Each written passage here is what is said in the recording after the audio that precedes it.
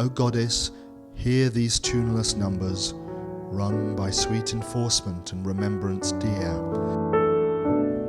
and pardon that thy secrets should be sung even into thine own soft conchid ear. Surely I dreamed today, or did I see the winged Psyche with awakened eyes?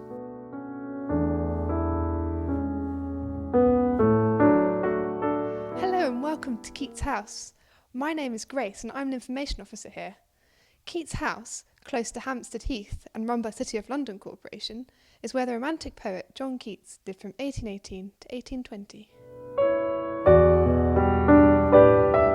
Keats House, or Wentworth Place as it was originally known, was built in 1814 to 1815 as a pair of semi-detached houses made to look like one larger house.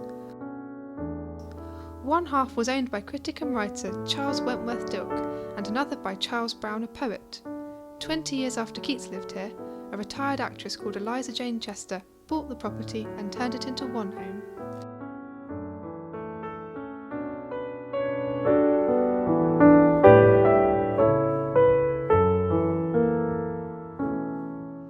Keats moved here aged 23, after one of his younger brothers had died and the other emigrated to America. By this time, Keats had already had many years of medical training. However, by the time Keats moved here, he had already decided to devote himself to life as a poet. While living here, Keats wrote many of his most famous works. For instance, he wrote most of his odes, including Ode to a Nightingale and Ode on a Grecian Urn. These were written during a particularly inspired period in the spring of 1819.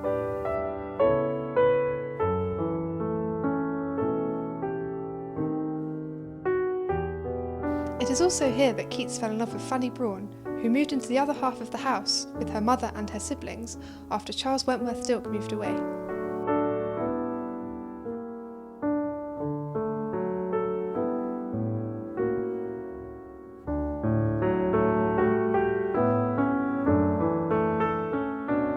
They became engaged in 1819, but never married, because Keats was both a struggling poet and he soon began to suffer from the effects of tuberculosis. This disease had killed both his brother Tom and his mother. Here you can see the engagement ring that Keats gave to Fanny Brawne, and also some of the items that Fanny Brawne owned.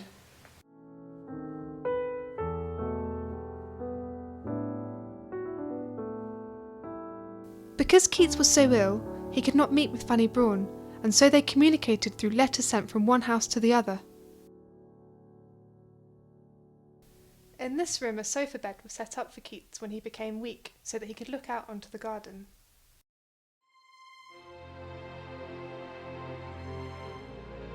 In late 1820, Keats travelled to Rome in the hope that the warmer climate might improve his health.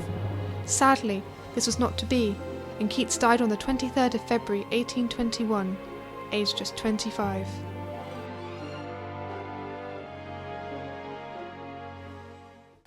Keats House has been open for nearly a century.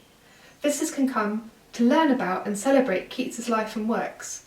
We also have a regular programme of events, including poetry performances, talks, schools visits, and family events, which all help to keep the spirit of Keats alive. A thing of beauty is a joy forever. Its loveliness increases.